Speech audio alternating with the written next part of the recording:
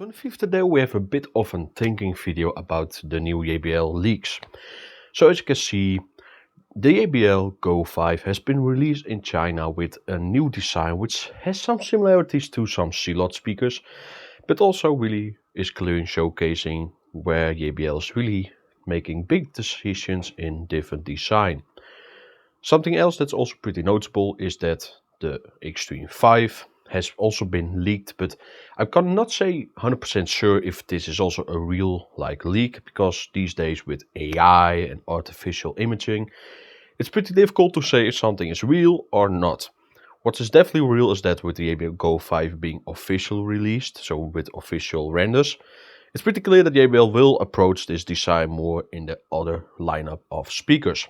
So when we talk about design on Bluetooth speakers, it's actually pretty important, because let's face it, if you have this UB Plus DB mini speaker, it is a very nice design, and even with its recent software update, its audio performance is actually even nice improved.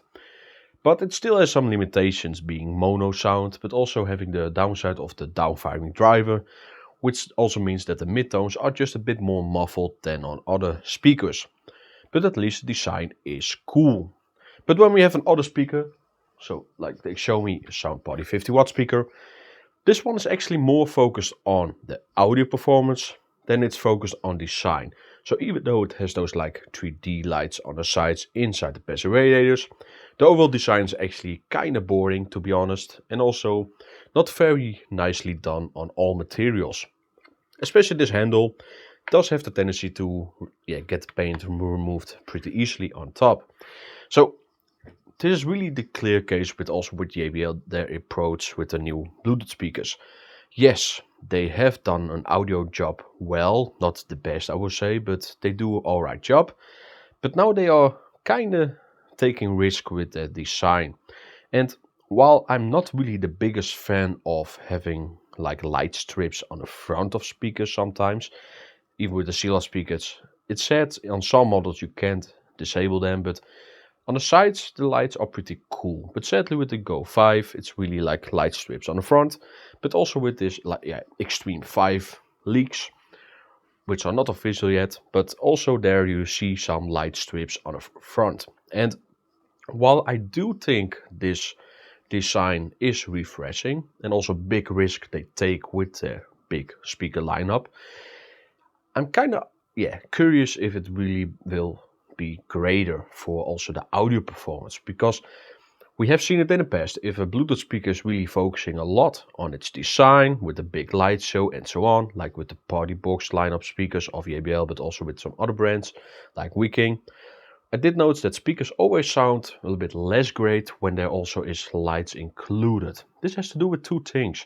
The light show sometimes drain the battery faster than you would like to use for normal use with your speaker, but also this light show does mean that the overall output of the performance of the speakers will also be lower, because even though LED lights don't use a lot of power, they still do use some kind of small part of the whole party experience, but also the power output from the speaker.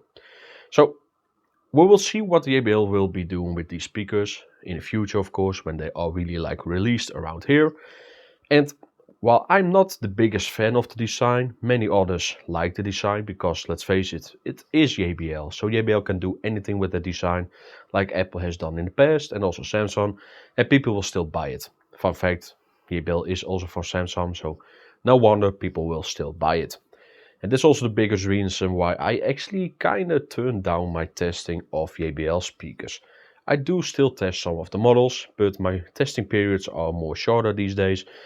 Also because JBL, even though they do improve, they don't improve a lot. And while the speakers sound alright, I don't think they sound the best out there yet. They could definitely be better, especially for the prices they sometimes ask.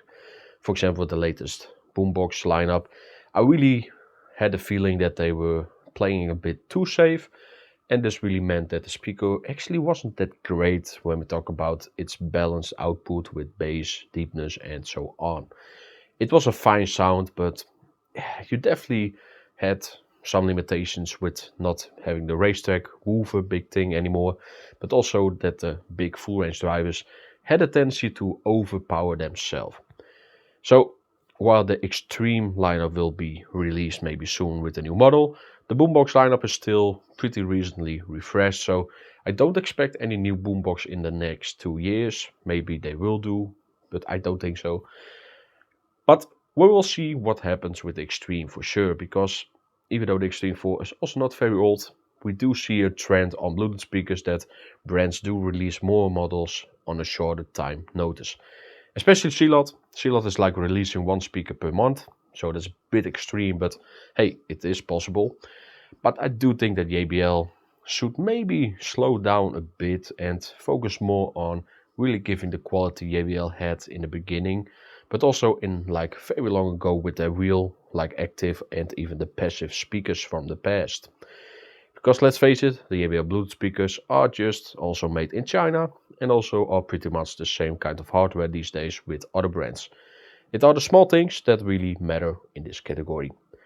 So yeah, this is this video, the small talk about the new JBL speakers. And while I'm not like hating JBL, I'm also not really the fanboy of JBL, which are a lot of channels these days on YouTube. So yeah, I hope you enjoyed this short video and see you all in the next one. Maybe with JBL, but definitely with other brands.